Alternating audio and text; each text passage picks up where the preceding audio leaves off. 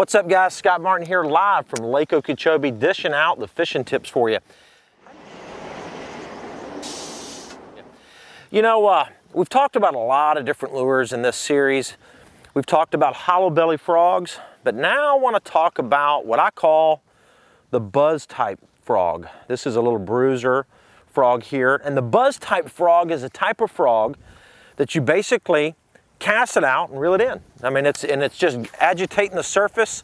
Those little legs are bubbling the water up, and it's almost like a buzz bait in a way.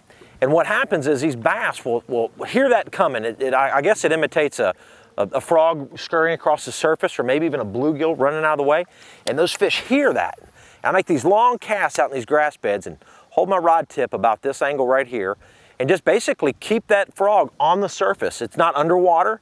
And I just want to reel it along, and it's just bubbling and gurgling the whole time, kind of agitating those bass. And it's a really great way of catching, you know, big fish, especially in the springtime. You know, let me show you this frog here. It's a pretty cool deal. You know, number one, it's soft. It's just comes in a pack of about 8 usually, and different kinds. So this is a bruiser frog here. It's got these little boot tails. You have the zoom horny toads, which work well as, you know, it's a pretty popular bait. It's got a little bit different tail to it. Then you've got different sizes. This is a smaller one here.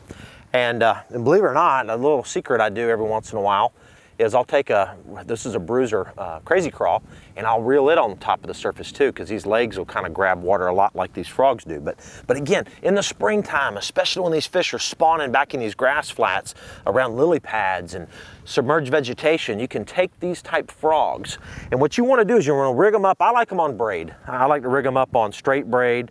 This is 65-pound P line right here. I don't mess around. I mean, these fish aren't looking at the line at all, so I like heavy braid. I like a big rod like I have here. This is a 711. It's actually my Matt Daddy rod, a Kuma.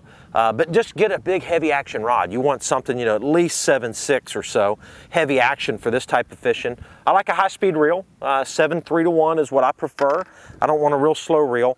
But getting the right hook for this type of application is very important. This is a regular Trocar offset hook. This is a 6/0, real heavy-duty hook, and it's got this nice little Z-bend to it right here. And the reason you want this type of hook, this offset hook, as I'll show you, when you rig the bait on, okay, you rig it on like that, and you come out about right there, okay, dead center of the bait, push it up over that bend. See that bend right there? Push it up over that bend. And then that bend, see how that's bend is what's holding that frog from sliding down your hook. This is one of the applications you would not want to throw a straight shank hook on. Okay, Trocar makes a swim bait hook, works great. You can put the weighted swim bait hook on, but I don't really want a real weighted hook in this application. I just rig it up on that big offset Trocar 6/0, heavy duty hook, very important, and braided line. And again, just cast it out there and reel it in. Look for movement in the water.